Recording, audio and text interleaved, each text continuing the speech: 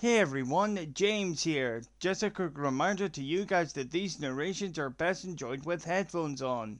Hey everyone, welcome to this week's review, which is going to be the lovely, delightful, but frustratingly hard game Cup.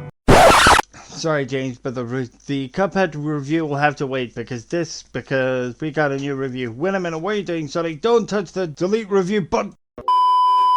Hey everyone, Spartan Commander 99 here, Chief Editor of Disable Game Reviews, and Sonic the Hedgehog here. This week we review a game that's been 25 years in the making. To put things into perspective guys, it took Valve 9 years to develop their trademark class-based shooter Team Fortress 2. Is this game worth the wait? Let's find out.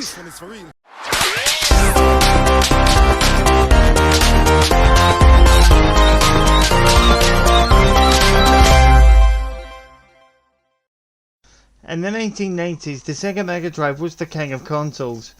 At those times, fighting games, for example Street Fighter 2, was all the rage. By the way guys, pun intended. Running on the heels of this trend was the brawler subgenre. Examples of these games belonging to the subgenre are Nintendo's Double Dragon, trash, and Sega's Streets of Rage. The very first game of the series was released for the Mega Drive in 1981. Mr. X and his criminal syndicate of crime has taken over the city.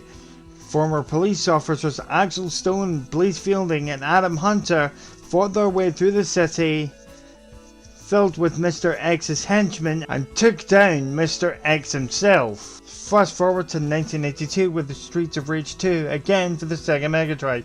Somehow Mr. X survived the events of the first game. Mr. X rebuilt the syndicate as an act of revenge, kidnapped Adam. Axel Blaze, newcomers Max Thunder Hatchet, and Axel's little brother Eddie Skate Hunter once again fought their way through the city to Mr. X's island hideout to take down Mr. X for the second time and rescue Adam. The final stop on our little tour of the Streets of Rage franchise before we get into the review itself is, surprise surprise, Streets of Rage 3. Released in 1994 for the Sega Mega Drive, Mr. X has begun researching robotics to build an army of robots. These robots are controlled by the Syndicate, replaces numerous figures in the city's government. When newcomer Dr. Zan revealed the truth of the Syndicate's plan to take down Adam and his crew, the Syndicate strategically placed bombs around the city to distract the police. At the end of the game, Axel's crew successfully defeats the robotic clone of Mr. X. Mr. X's robot factory is destroyed and Axel and his crew made it out alive, but they both go there in their separate ways. So, here we are in 2020, 25 years after the release of Streets of Rage 3, but in terms of the timeline, this game is set a decade after the event of Streets of Rage 3.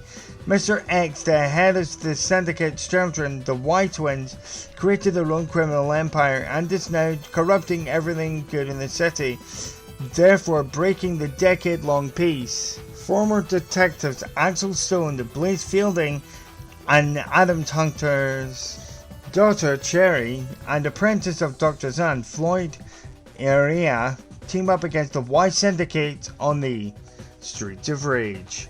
Now on a more serious business, the accessibility scores are as follows.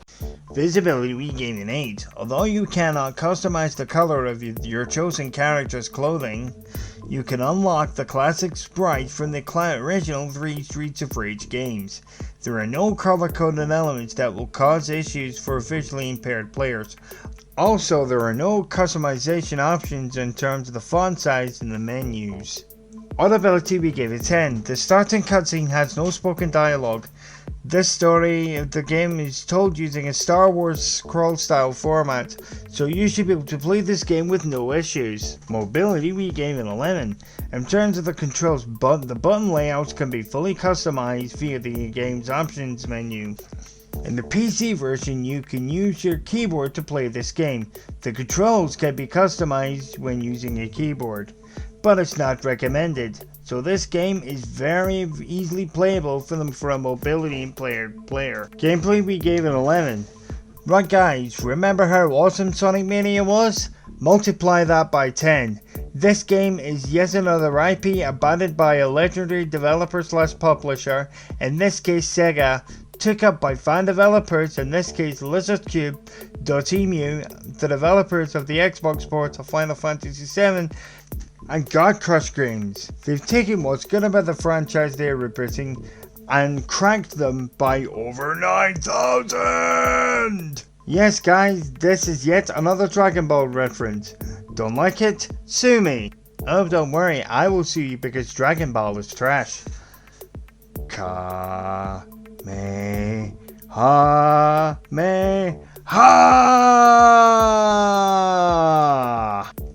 James, I think you knocked Tails out. Don't worry, just give him a senzu bean. He should be alright. The game retains this 2D style graphics Streets of Rage was famous for. This game went through a total visual overhaul.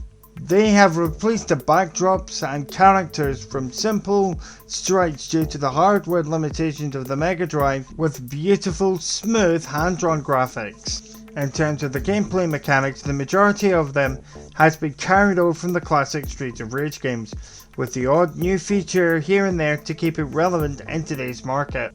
For example, online cooperative mode. Here, you and up to 2 friends can team up against the game's campaign.